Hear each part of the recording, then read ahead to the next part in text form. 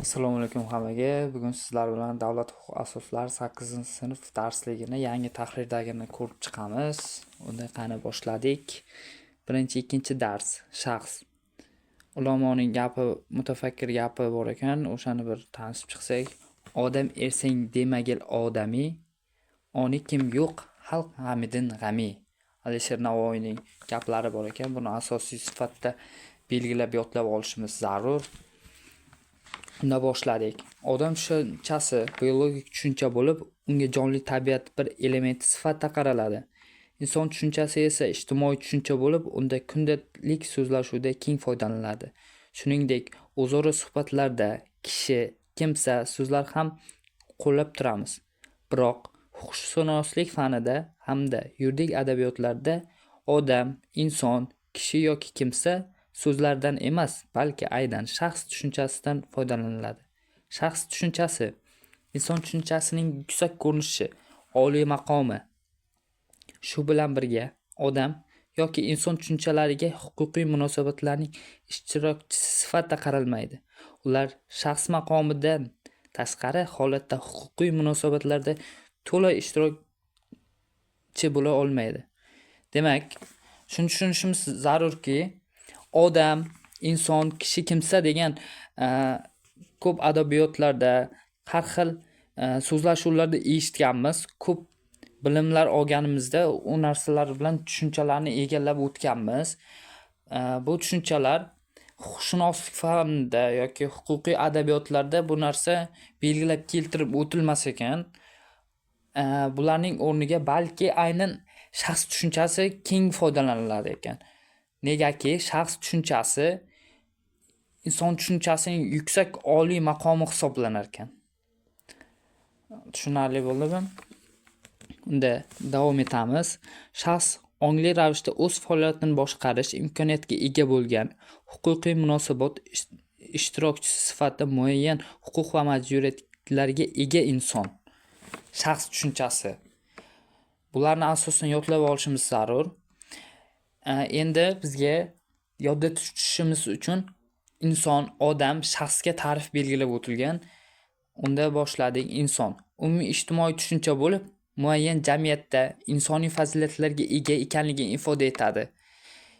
Umumiy ijtimoiy tushuncha ekan inson tushunchasi, uni jamiyatda insoniy fazilatlarga ega ekanligini ifoda etuvchi hisoblanar ekan.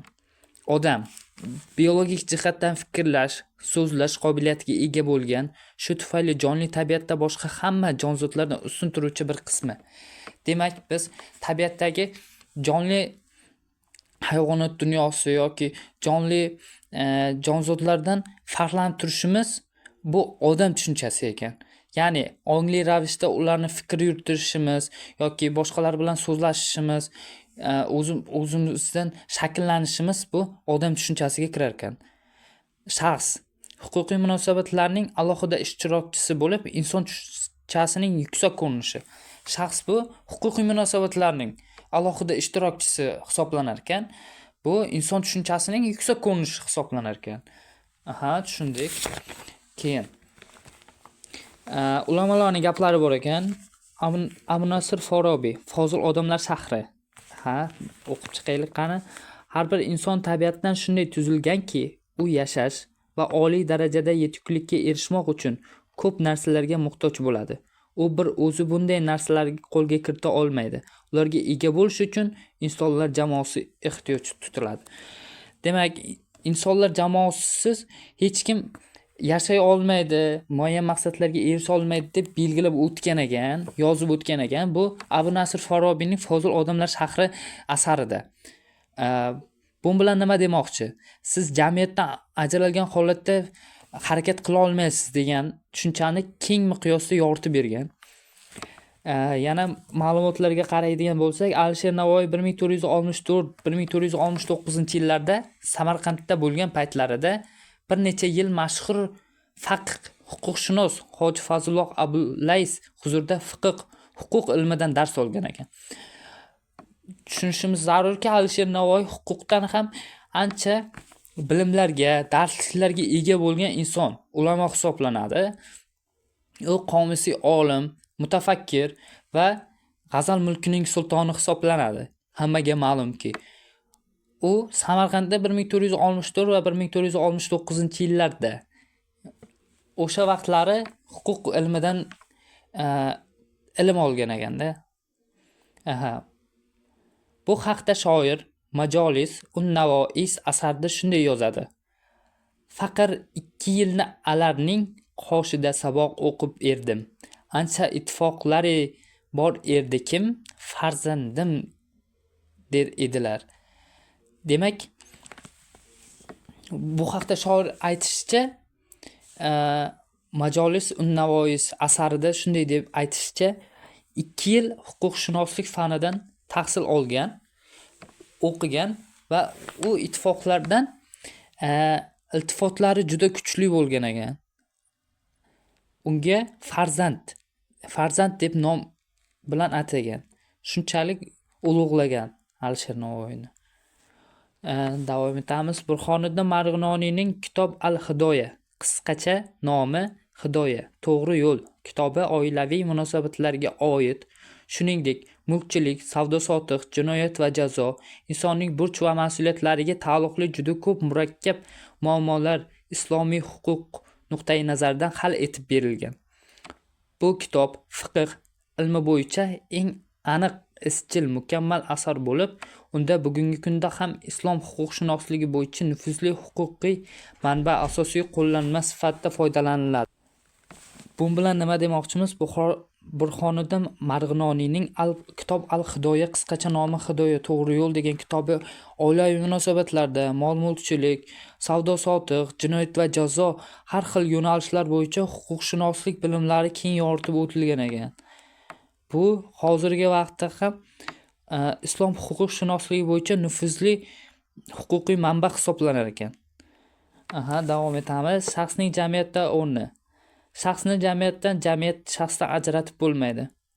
Bu Abu Nasr Farobiyning Fosil odamlar shahridagi belgilab o'tilgan, ya'ni jamiyat inson shakllana olmasligi belgilab o'tilganini keng yoritib bergan. Shaxs boshqalar bilan turli munosabatlarga kirishmasdan jamiyatda faoliyat olib bora olmaydi. Jamiyat va shaxs o'zaro ijtimoiy, iqtisodiy, ma'naviy, siyosiy va huquqiy munosabatlarga kirishishi mumkin. Tushunarli. Inson jamiyat bilan o'zaro ijtimoiy, iqtisodiy munosabatlar, ma'naviy munosabatlar, siyosiy munosabatlar va huquqiy munosabatlarga kirishadi ekan. Bunga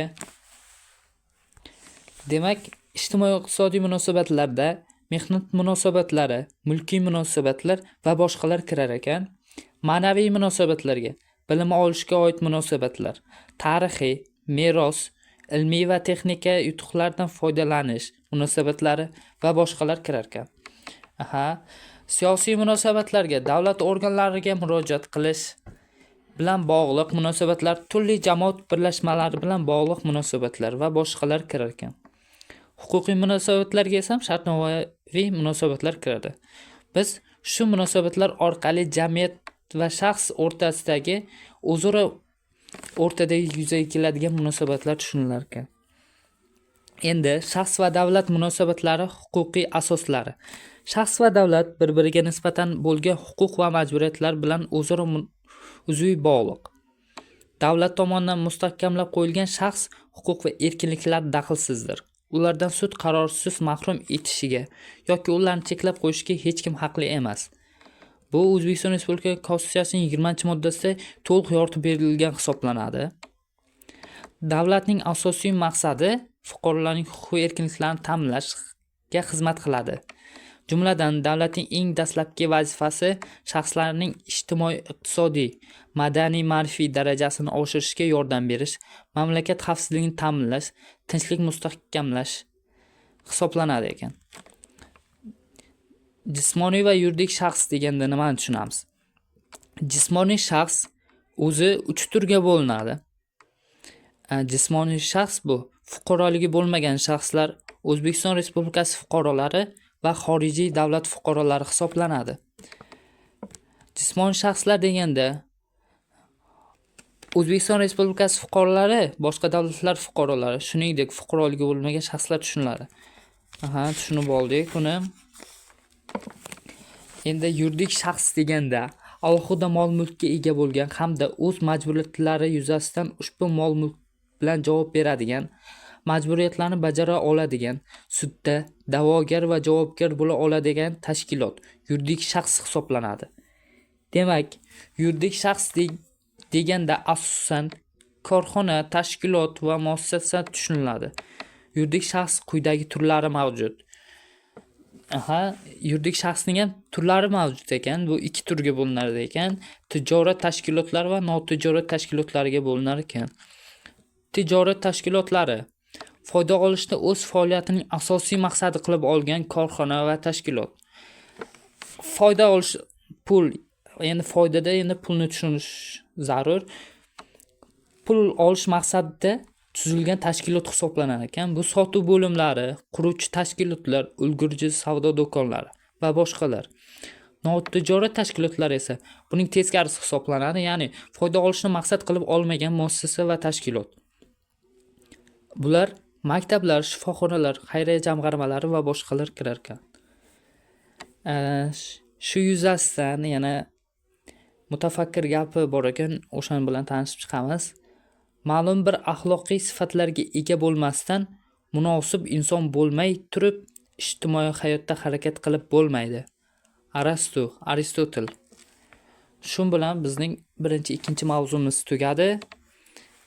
Endi biz 3-darslik, ya'ni jamiyatga ta'rifni o'rganamiz, ma'lumotlar keltirib o'tamiz.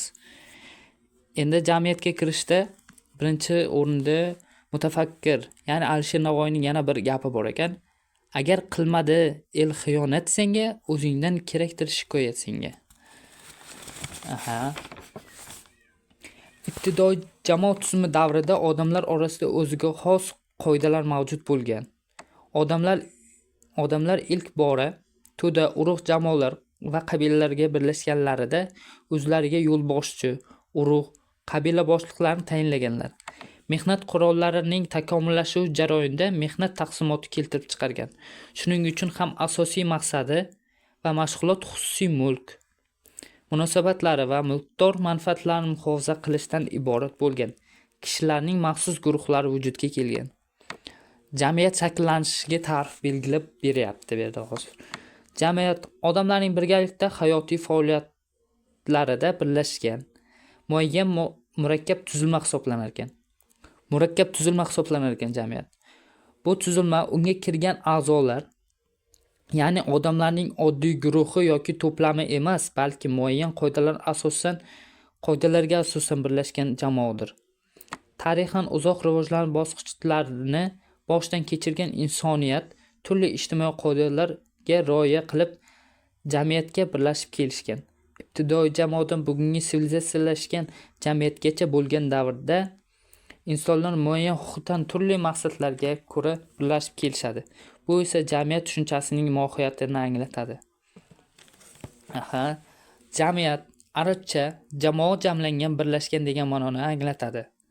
Jamiyat muayyan hududda yashovchi, o'z ehtiyoji va manfaatlariga ko'ra birlashgan kishilardan iborat jamoa hisoblanadi. Jamiyatda hozir bir tushunchaga ega bo'lib ketaylik. Jamiyat davlatning onasi hisoblanadi. Davlat esa jamiyatning siyosiy shakllangan instituti, ya'ni bolasi deb hisobga olsak bo'ladi. Chunki davlat jamiyatsiz davlat bo'la olmaydi-da. Ilk sodda ko'rinishi hisoblanadi davlatning. Mana yerda yana bor ekan, mutafakkir gaplari bor ekan. Abu Ali ibn Sino. Al-ishorat va al-tanbihot. Inson o'z shaxsiy talablari jihatdan boshqalardan ajralgan holda yashay olmaydi. Chunki u insoniyatning boshqa vakillari bilan munosabatda ehtiyojlarini qondira olishi mumkin. Jamoa a'zolarining barchasi uchun majburiy huquqiy qonunlar zarur bo'ladi. Jamoaning barcha a'zolari mehnat bilan shug'ullanmoqlari zarur. To'g'ri. Bu yerda ham hozir jamiyatni keng yoritib berib ketyapti. Birinchi, ikkinchi mavzuda ko'rganimizdek, Abu Nasr Farabiy hozir odamlar shahrida. Unda ham inson o'z maqsadlariga erishish uchun jamiyatdan ajralgan holatda faoliyat ko'rsata olmaydi deb belgilab o'tilgan ekan. Mana jamiyat turli odamlar guruhining oddiy majmui yoki jamoasi emas. Jamiyat murakkab ijtimoiy tuzilma hisoblanadi. U odamlarning o'zaro munosabatlari, aloqalari mahsuli, odamlarning hayoti, eng avvalo ishlab chiqarish, turmush farovonligini ta'minlovchi iste'mol buyumlari yaratish va ularning o'zaro ayirboshlash bilan bog'liq muayyan mushtarak faoliyat zamirida kechadi. Boshqacha aytganda, jamiyat biologik qonunlar emas, balki ijtimoiy qonunlar ustuvor bo'lgan yuksak shakllangan mushtarak birlikdir. Har qanday jamoa jamiyat bo'lavermaydi, lekin istalgan jamiyat jamoa bo'ladi. Bu fikrlar DTMda ham tushishi mumkin. Asosan bu yerda bizga kerakli bo'lgan narsalar jamiyatga ta'rif, ya'ni arabcha so'zdan olingani va unga ma'lumotlar muayyan hududda yashovchi o'z ehtiyoj va manfaatlariga ko'ra birlashgan kishilar jamoasi, kishilardan iborat jamoa hisoblanishini yodlab olishimiz zarur. Keyin mutafakkirlar gaplari, keyin bu yoqda birinchi darslik va ikkinchi darsliklardagi jismoniy va yuridik shaxslar. Jismoniy shaxslar necha turga bo'linishi va ular qaysilar, yuridik shaxslar necha turga bo'linishi, qaysilar, yuridik shaxs bo'lish uchun nimalarga ega bo'lish kerak? Keyin shaxsning jamiyatda o'rni, jamiyat bilan qanday munosabatlarga kirishi, ijtimoiy, iqtisodiy, ma'naviy, siyosiy, huquqiy munosabatlarga kirishi tushuniladi bu yerda. Shularni yodlab olishimiz zarur. Chunki hech bo'lmaganda bitta, ikkita savol tushib qolishi mumkin. 4-5 darslik davlat. Mana mutafakkirning gapi bor ekan, buni yodlab olishimiz zarur. Konfutsiy: el nazaridan qolsang, davlating bo'lgay barbod. To'g'ri. Huquqshunoslik ilmida davlat va jamiyat tushunchalari mavjud, ammo bu tushunchalar bir xil ma'no anglatmaydi. Davlat jamiyatning shakllangan siyosiy instituti. Jamiyat taraqqiyot natijasida muayyan davrda vujudga keladi. Men aytganimdek, boya ta'kidlab o'tganimdek, davlat jamiyatning shakllangan siyosiy instituti. Boya ta'kidlab o'tdim shuni, endi yana yoritib beryapti. Boshqacha qilib aytganda, jamiyat davlatning onasi, davlat esa jamiyatning farzandi, uning mahsuli hisoblanadi. To'g'ri. Shunday ekan, jamiyat keng tushuncha bo'lib, davlat jamiyatning bir siyosiy instituti hisoblanadi. Jamiyat o'z rivojida qanday bosqichlardan o'tsa, davlat ham shunday munosib tarzda o'zgarib takomillashib boraveradi. Jamiyat dastlab ijtimoiy hokimiyat, ya'ni barcha odamlar tomonidan boshqariladigan tuzilma bo'lgan. Odamlar turli qabilalarga birlashib, o'sha qabilada yuzaga kelgan muhim masalalarni birgalikda hal qilganlar. Qabila ishlarini boshqarishda hamma ishtirok etgan. Bu xalq hokimiyatining ilk sodda ko'rinishi, ya'ni ibtidoiy demokratiya deyiladi. Ishlab chiqarish o'sishi, taraqqiyot natijasida asta-sekin jamiyatning siyosiy munosabatlari paydo bo'ldi.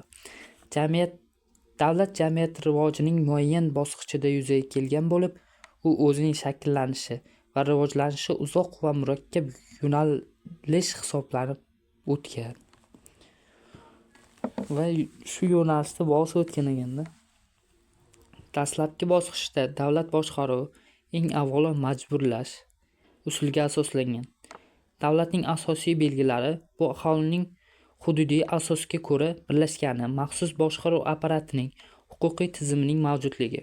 Boshqaruv apparati deganda hokimiyat tushunamiz, shuni bilib qo'ying. Soliq tizimiga ega ekanligi va suverenitetidir. Agar biz davlatning qiyosiy tarzda murakkab inshootga o'xshatsak, yuqorida sanab o'tgan belgilar davlatning ustunlari rolida bajariladi. Boya ta'kidlab o'tilgan ustun hisoblanar ekan, biz xuddi binoga o'xshatsak. Davlat bo'lish uchun asosan 5 ta narsa mavjud bo'lishi kerak. Davlat o'zini davlat shakllanishi uchun. Ya'ni aholi va hudud, davlat apparati, ya'ni hokimiyatiga ega bo'lish, huquq tizimi, ya'ni qonunchilik va Oliy Majlis tomonidan qabul qilinayotgan yoki boshqa davlat organlari tomonidan qabul qilinayotgan qonunlar, huquq tizimiga, davlat suvereniteti, ya'ni mustaqilligi, ichki va tashqi siyosatda erkin harakatlanishi, boshqa davlatlardan mustaqillikni saqlab qolishi, tan olishi, fuqarolarning huquq erkinliklarini ta'minlashi va soliq tizimi, ya'ni 63-moddada ta'kidlab o'tilgan fuqarolardan soliq olishi, yer solig'i va boshqa soliqlarni uzluksiz tarzda olishi. Bu tufayli davlat shaklanar ekan. Davlatga ta'rif belgilangan ekan. Davlat bu muayyan hududda ommaviy hokimiyatni amalga oshiradigan, majburiy normalar o'rnatadigan va suverenitetga ega bo'lgan, o'z fuqarolarini shuningdek hududda istiqomat qiluvchi barcha insonlarning manfaatlarini himoya qiladigan, boshqa davlat bilan siyosiy, iqtisodiy, madaniy aloqalarni amalga oshiradigan mustaqil siyosiy tashkilot. Demak, davlat boshqa davlatlar bilan siyosiy, iqtisodiy, madaniy aloqalarni amalga oshirar ekan hamda siyosiy tashkilot hisoblanar ekan. Tushunarli. O'zbekiston Respublikasining Konstitutsiyasining 2-moddasi ta'kidlab o'tilgan ekan. Bunda davlat xalq irodasini ifoda etib, uning manfaatlariga xizmat qiladi. Davlat organlari va mansabdor shaxslar jamiyat va fuqarolar oldida mas'uldirlar. Bu O'zbekiston Respublikasi Konstitutsiyasining 2-moddasida keng ta'kidlab o'tilgan. Mana bu yerda siyosatnoma Siyar-ul Mulk ekan. Nizomul Mulkmi? Buni o'zlaringiz o'qib olishlaringiz mumkin. Ijtimoiy davlat tushunchasi inson qadri tushunchasi bilan chambarchas bog'liq bo'lib, ushbu g'oyaning tub negizida avvalo inson qadrini ulug'lash, aholiga xizmat qilishdek oliyjanob maqsad mujassam. Ijtimoiy davlat har bir inson uchun farovon turmush darajasi, sifatli ta'lim, kafolatli tibbiy xizmat, munosib mehnat sharoiti va adolatli ish haqqi, pensiya va nafaqalar, ijtimoiy yordam va xizmatlar tizimi yaratilgan, uy-joyli bo'lish sharoiti mavjud bo'lgan ijtimoiy tafovutlarni yumshatishga qaratilgan davlat modelidir. O'zbekiston Respublikasi ham ijtimoiy davlat sirasiga kiradi. Bu O'zbekiston Respublikasining Konstitutsiyasining 1-moddasida ta'kidlab o'tilgan, keng yoritib berilgan. Bunda O'zbekiston boshqarma respublika shakliga ega bo'lgan suveren, demokratik, huquqiy, ijtimoiy va dunyoviy davlat, davlatning O'zbekiston Respublikasi va O'zbekiston degan nomlari bir ma'noni anglatadi. Bu yerda ijtimoiy davlat va dunyoviy davlat ekanligi keng yoritib berganligi sababli biz uchun yosh avlod yoki yosh kelajak avlodlar uchun, fuqarolar uchun keng miqyosda ta'minlab berilayotgan sifatli ta'lim, tibbiy xizmatdan keng foydalanishimiz, yana farovon turmush tarzimizni keng darajada yoritib berayotganligi, adolatli ish haqqi olishimiz, pensiya va nafaqalarni, ijtimoiy yordam xizmatlarini keng tarzda olishimiz, uy-joyga ega bo'lishimiz O'zbekiston Respublikasi tomonidan yaratilib berilayotganligi bu ijtimoiy davlat sirasiga kirishidan dalolat beradi. Bugungi darsligimizda bilmoqchi bo'lganlarimiz shular edi. Keyingi darsliklarda ko'rishguncha